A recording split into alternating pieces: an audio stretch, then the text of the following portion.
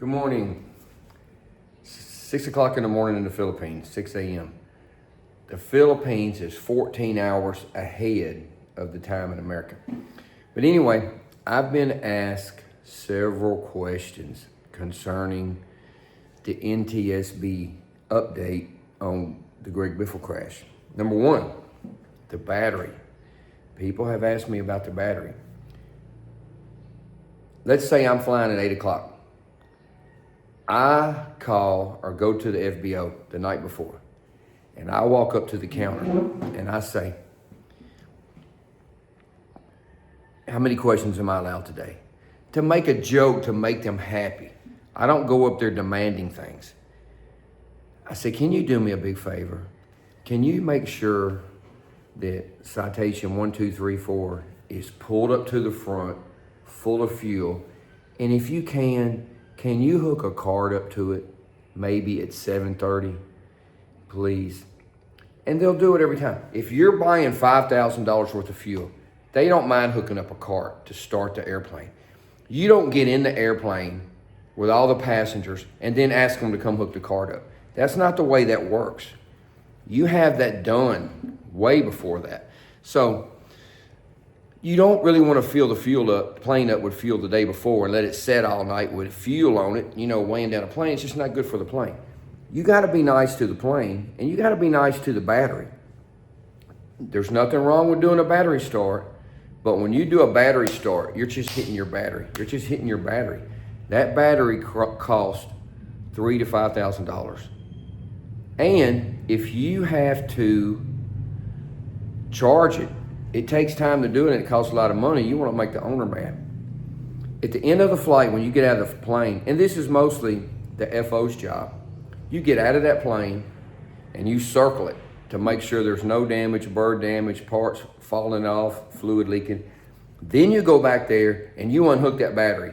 In the back of the plane where the baggage goes, you can open a little door, unscrew this big screw, and pull that connector out so that battery is unplugged. You got to be nice to your battery.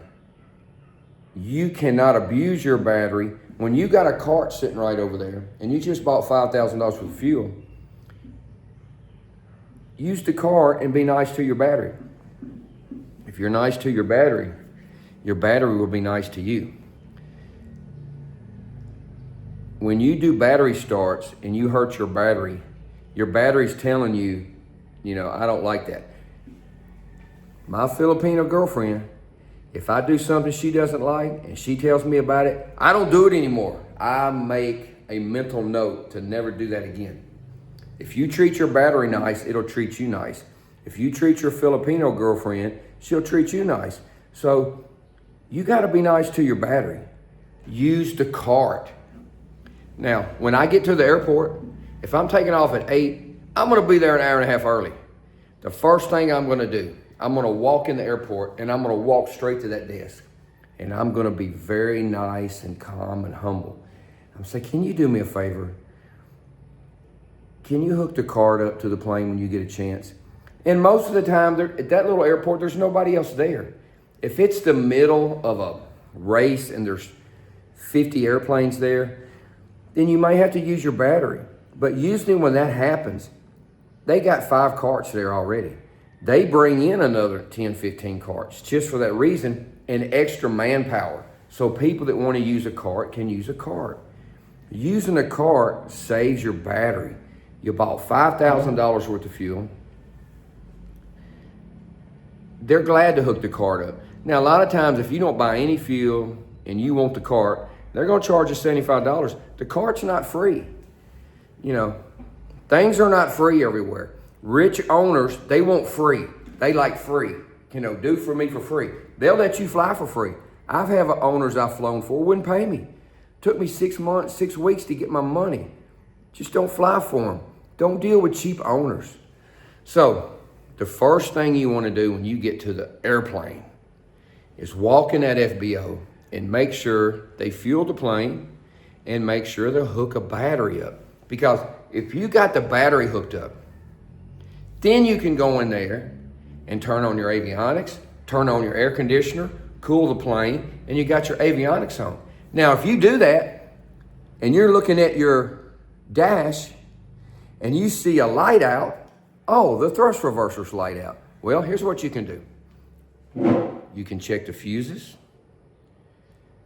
And if that doesn't work, you can check it, troubleshoot it. You can get your manual out.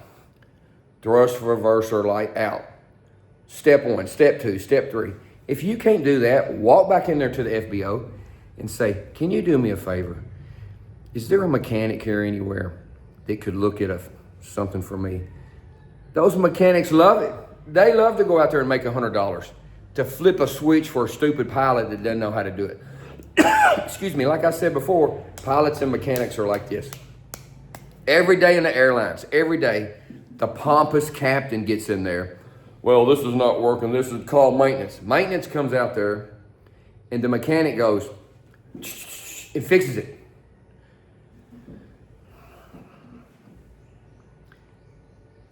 Call the maintenance guy. There's a mechanic out there. That plane, I'm sure that plane had no expense spared on that plane. And Mr. Biffle would not have mind getting a bill from a mechanic for $50 to walk out there and change a bulb, change a circuit breaker, change the fuse. That's things you see on pre-flight.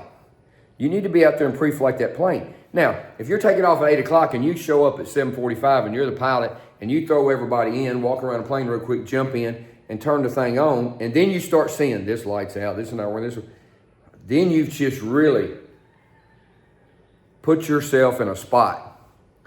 You come out there early and you get that cart and you have that cart hooked up and you can turn on your avionics, you can check everything. Especially if you walk out there at 7:45 and you're taking off at 8 and you jump in the plane and you turn the avionics, you don't even have the FMS set up. You got to put the route in there.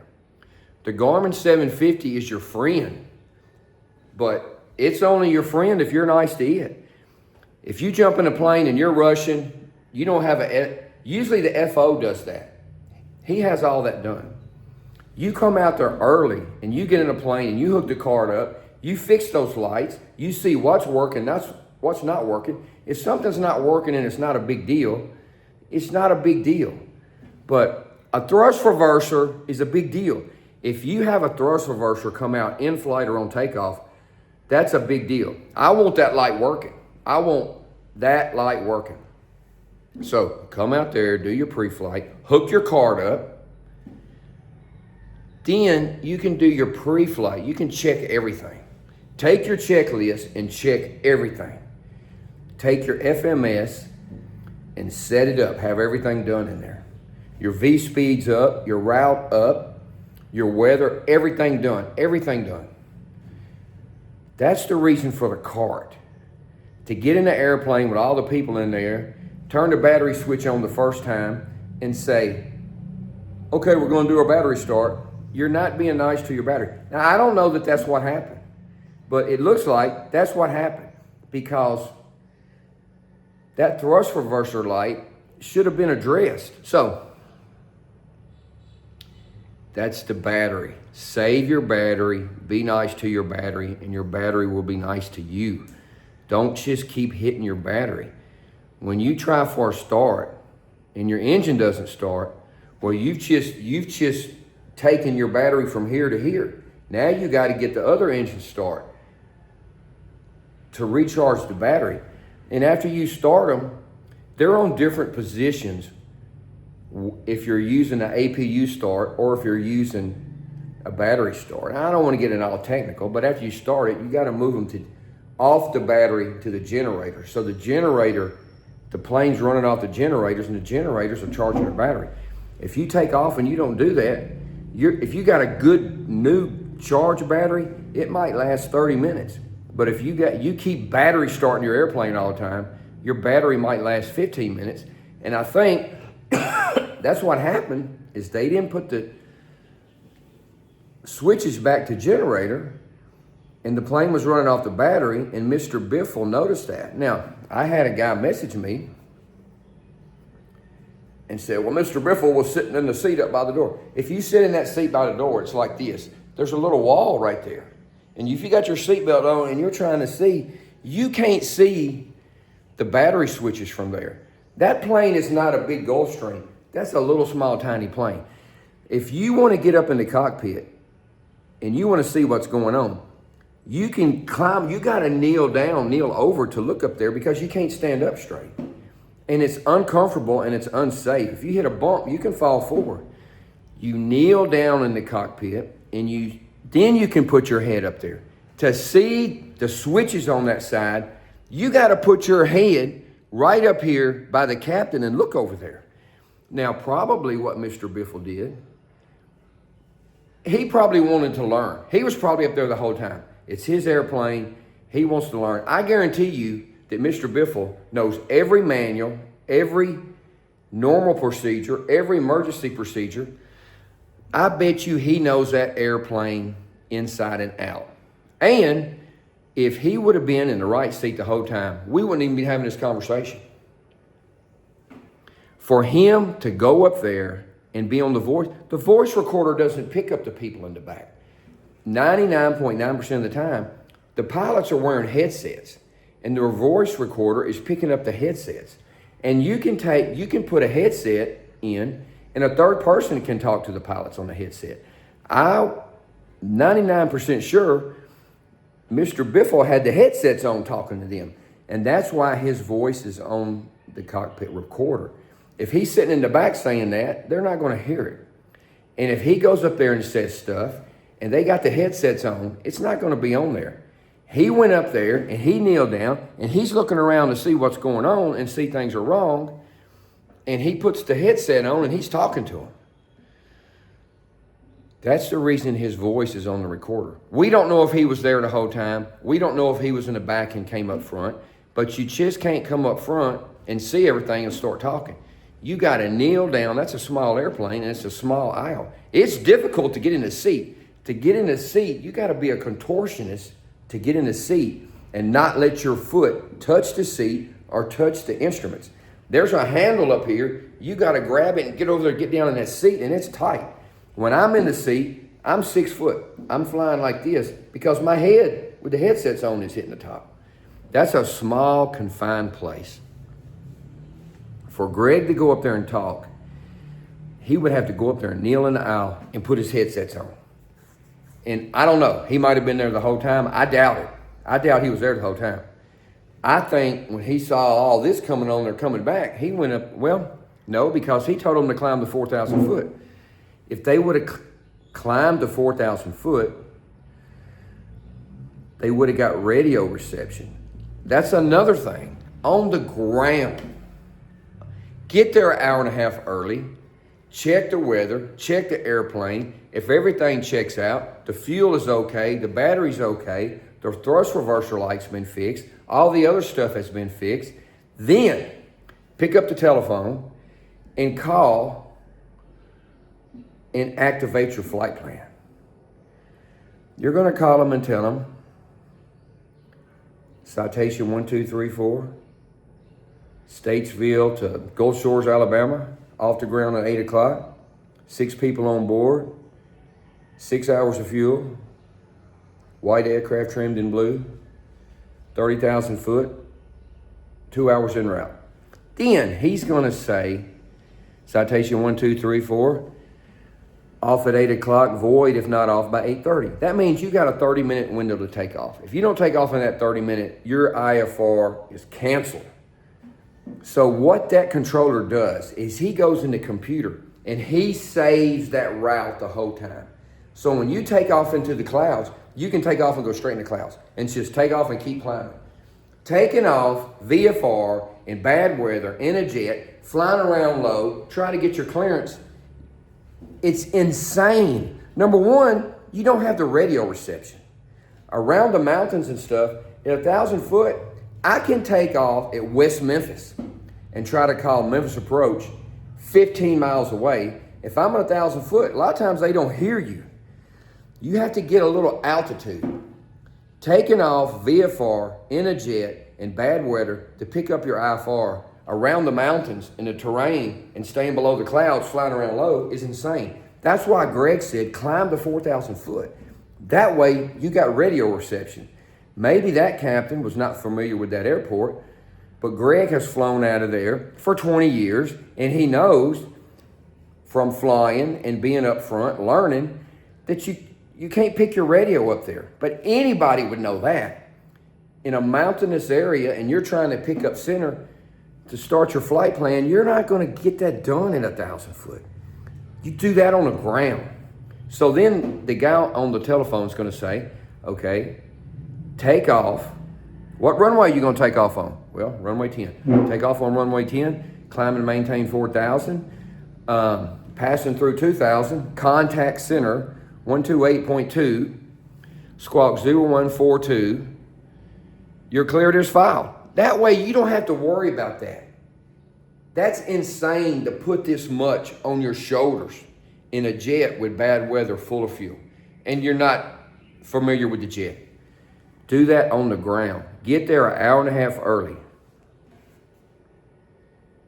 Check the plane. Hook up the cart. Check everything on the inside. Take 10 minutes. To do that FMS right, you need 10 minutes.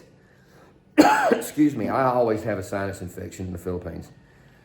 My body is not used to the climate here yet. So, get there early, hook up the cart, check the battery, check all the lights, go in there and get a mechanic to come fix the light. Or fix the light yourself if you can, if it's something simple. Take the time, set up the FMS. Go in the back, get the vacuum the plane, fix the seat belts, put the newspapers and radio, put the window shades down, put some bottles of water in there, go in there with the ice tray, get some ice, have ice in there, make sure there's snacks in there. You don't show up at 7:45, jump in an airplane, jump in and go like you're in your Yukon going to Disney World. That's not the way that works. I get there, I'm a clean fanatic. I like things nice. Get there early. Make sure there's ice, drinks, snacks. Clean that plane. Have the seat belts nice. Have the magazines and the newspapers nice. Have everything nice. There's more to do than showing up at 7:45, jumping in the airplane, turn the key and go. That's not the way that's done. We ain't even talked about cleaning that toilet. To clean that toilet, this is what you got to do to clean that toilet. You got to lay down on the floor, and you got to take your flashlight on your phone and set it there. You got to lay down, take the cover off, turn the water off, undo the water. There's a T. You got to shut that T. Then you got to slide that toilet out like you're diffusing a bomb. Slide it out level and set it down. Then you got to stand back up and you got to pick it up. That aisle is small. You got to come out the aisle like this. Then you got to get to the door and you got to, it's on this side, come down the door real low and you set it on the ground. And then you tip the ground guy $5 or $10 so he'll clean it. Don't be a cheapo and not tip that guy. That's his job to pick that up, go in there and dump it, shoot some blue water in it and bring it back. Then you got to reverse the process and put it back in. That's another thing you got to do. You're supposed to change that toilet every week, whether you use it or not. If you're flying with all those people with some young kids on the plane, 2.5 hours, they're going to use that toilet. So that toilet has to be clean. If you show up 15 minutes before you're going to take off and the toilet's not clean, you're not a good captain, you know. I don't know how I got on the toilet, but the toilet's back there and that's something you got to deal with. That's another reason to get there early. I know I keep repeating it. Baggage card. Fix the lights. Have that thrust reverser light fixed. Don't let the owner show up and see lights out. That's just insane. You know what that says? That says, well, you know, I'm not really prepared and I'm not really, this plane is beneath me. I got 5 type ratings and this is a little plane, I can handle it. Well,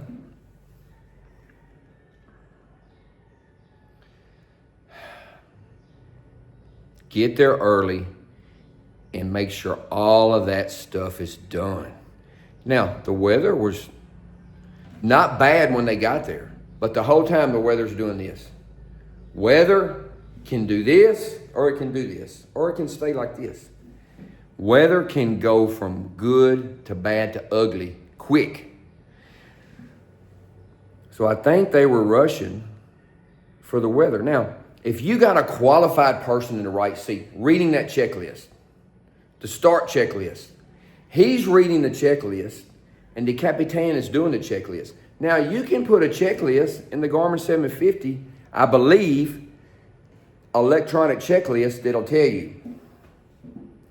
Check everything. Make sure after you start that those batteries are on generator and the inverters are on. The avionics is on. Then you scan everything and you check it with the checklist, the lights and everything. You don't want to do that and then start seeing lights out everywhere. You should have had that addressed a long time ago. Now, can you take off with a thrust reverser light out? I think you can. Glenn's not going to do it. Glenn's going to make sure everything is working. If you're the captain and you're stressing about that light, and your son's in the right seat, you're stressing about your son. The weather's bad. You're stressing about, we got to go to get out of here before the weather gets bad. And you're stressing, thinking the weather's getting bad. We're going to save time. We're not going to use the cart. We're going to use the battery. We're going to save time. Because if you get down at the end of that runway, you might have to wait a little bit to take off. So that's more time consuming. So if you're stressing, we got to go. Battery start.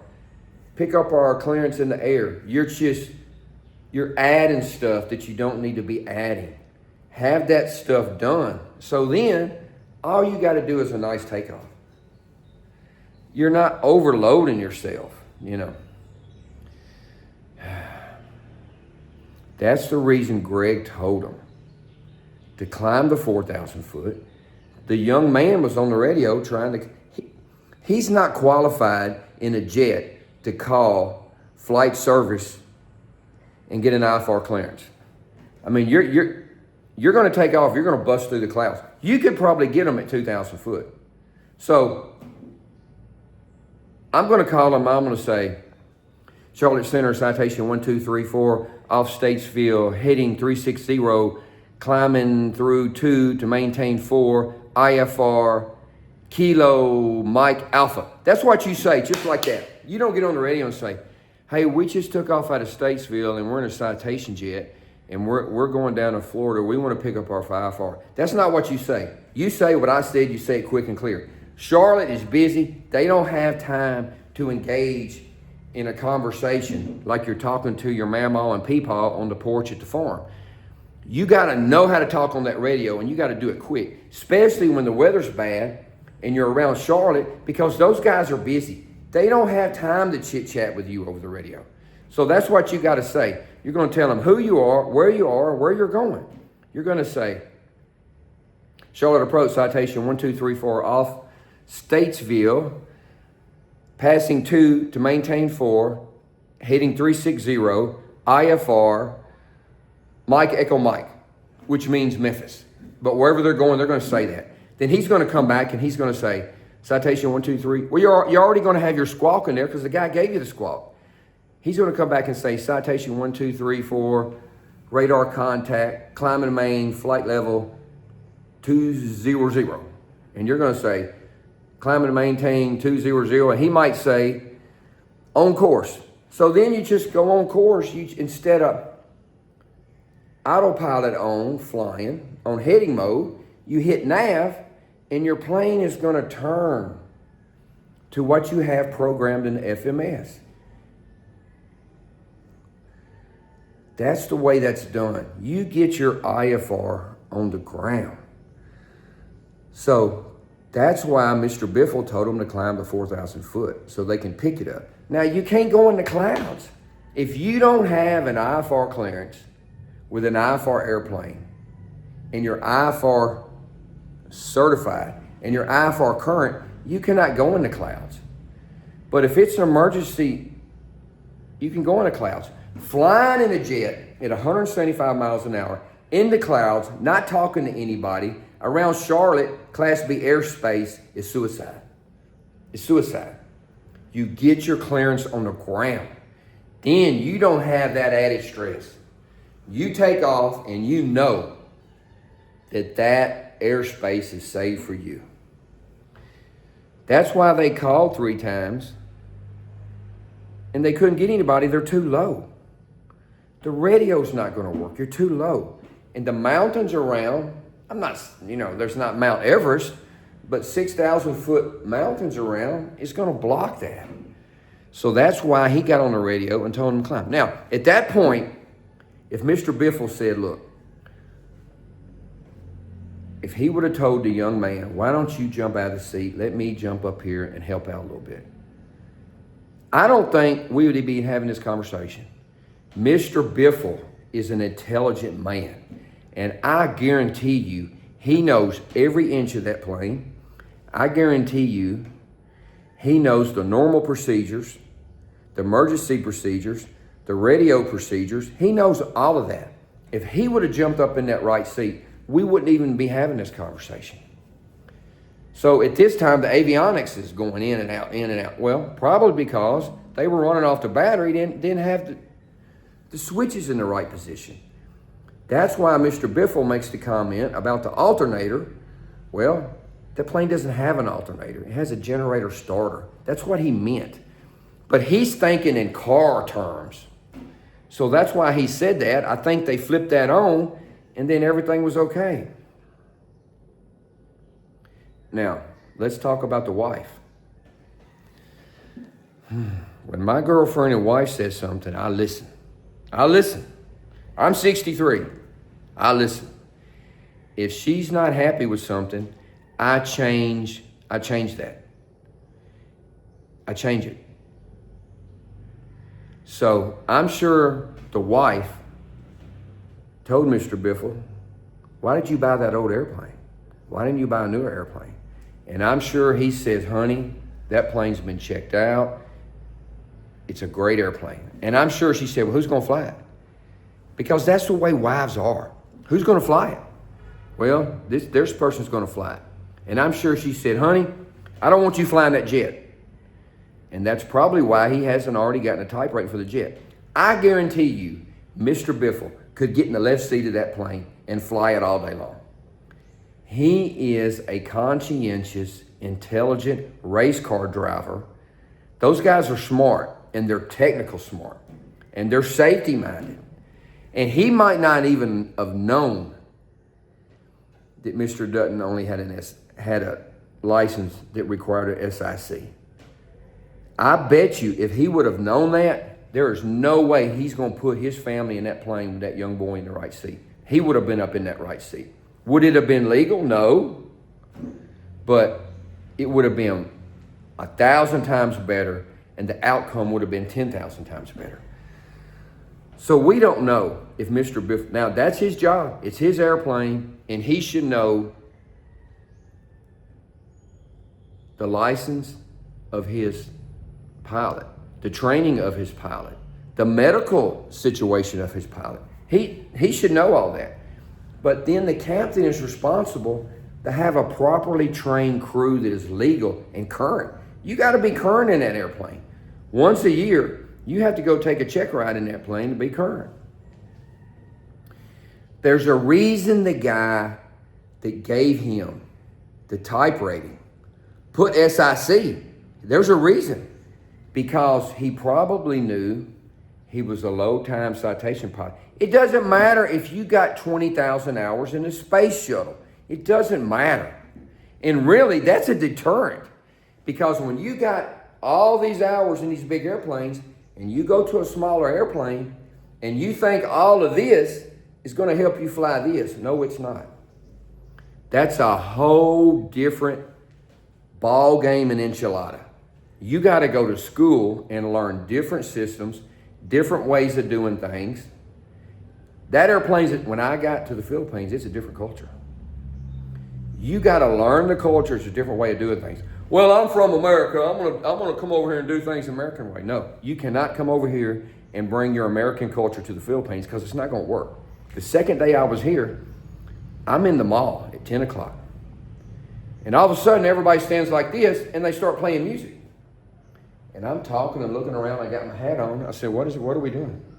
And the man told me, he says, look, they're playing the Philippine national anthem. They do it every day at 10 o'clock. You got to stand still, take your hat off, and don't say nothing. I didn't know that. So I learned that. The next day, I went to the Honda shop at 8:30 in the morning. I'm walking around looking at motorcycles, and everybody's standing still, and they're talking Philippine language on the intercom. I'm like, why is everybody so sad? I'm walking around looking at Hondas. Wasn't the security guard said they're having the morning prayer before they start work. I didn't know that. I had to learn that. There's a lot of things I had to learn. I learned a serious lesson yesterday from my girlfriend. I made a big cultural mistake, and I got in trouble for it. And I'm going to fix that. I fixed that. I know at 10 o'clock, if I'm in the mall, here it comes. It takes 2 minutes to listen to the national anthem. We should do that in America, but don't get me on political. I learned when you go into the stores at 8:30 in the morning to be quiet, because they have their way of doing things. The way you do things in a citation jet is different than an Airbus A330 or a 757 or a 767 or a DC-10. It's different. If you think you're just going to jump out of your 20-hour career with 5 type ratings and jump in that jet, this jet's beneath me, I can fly it. No. I told you before, 30 years ago in Memphis, the FedEx guys would come out there. They want to rent a 172 to take their girlfriend flying around. A lot of them ain't been in a 172 in 10 years and 10,000 hours. They want to flare 100 foot above the runway to 172 because they're used to doing that. You can't do that. I had a guy call me that I think he went in the Air Force 40 years ago with no experience. So he never even had a multi-engine license. He went in the Air Force, learned how to fly, came out of the Air Force, went to FedEx. He's flying at FedEx, and he wanted to buy a little airplane and fly it.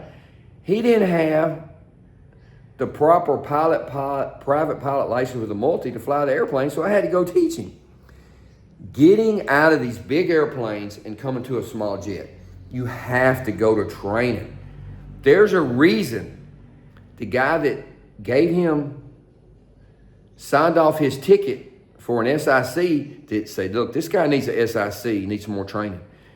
You can go take the type rating and tell him I want a PIC single pilot certificate. All you got to do is do everything yourself. Now, you got to have a working headset. You got to have a boom mic on your headset. You got to have the checklist. You got to have the manuals where you can reach them, the emergency manuals. You got to have a working autopilot. There's some little things you got to have, but that's not a big deal on the check ride. You should be able to do that anyway. You shouldn't have to take a check ride and the guy say, look, you need an SIC. There's a reason he said an SIC. And I guarantee you, the FAA has already gone to that guy and had a big, long conversation. We want to see his records. We want to know what was done on the training, because they can back up and they can look at the day that he flew that airplane, and they can look on the NTSB report and see if they just took off and come back and landed. No, they better have a 2-hour deal doing turns and steep turns and stalls and come around, do a single engine, come around, do a no flap, coming around, do some approaches. The FAA is going to look at that. There's a reason he had a SIC stipulation on his license. Now, we don't know the reason for that. But these are some of the questions that I've been asked. Now, let me address one more thing. I love Dan Greider. I listen to everything he says. I don't agree with everything he says. I agree with 99.9% of the stuff he says. Now, he mentioned me and showed me on his video the other day and said I was wrong and it was ridiculous. And he said, we're an airline pilot. We're paid to fly from point A to point B. We got the equipment. We got the experience. Well, if the guys in Bangor, Maine would have went to the hotel like the Allegiant guy does and some other people, they'd be alive. So who's right and who's wrong on that? I don't want to get in a stone throwing match because my channel's not about that. But if somebody's going to put me on their channel and take things out of context about what I said, I'm going to address it, you know. So if the guys in Bangor, Maine, after hearing Allegiant failed their de-icing, knowing that that Challenger has a very critical wing. Every plane has a critical wing when there's ice. The Challenger has a critical wing taking off in good weather. You got to keep that speed up. And when you're landing, you got to keep that speed up. You got to have a long runway. That's a swept back wing. The holdover time and everything for the ice and all of that is very low. You don't have a lot of time to go to the runway.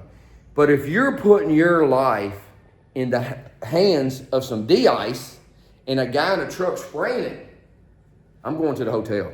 I'm going to wait till tomorrow when the weather's bad and I don't need the de-ice. That's what I'm going to do. So I love Dan Grider, but to take me out of context and put me on, hey, I'm great. You got me more exposure and more subscribers. It's not going to make me mad. I would love to meet him and sit down and have dinner with him and pick his brain.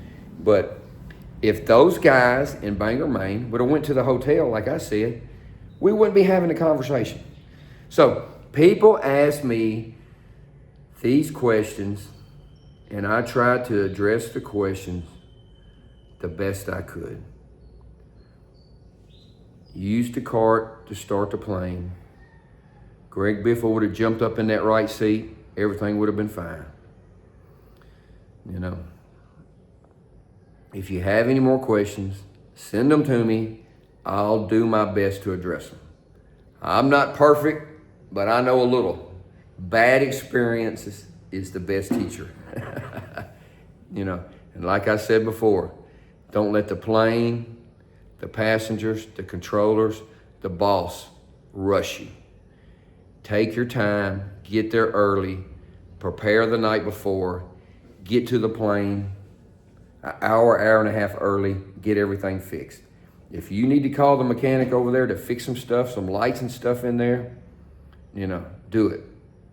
Get a cart. That's what the cart's for. Start the plane with a cart.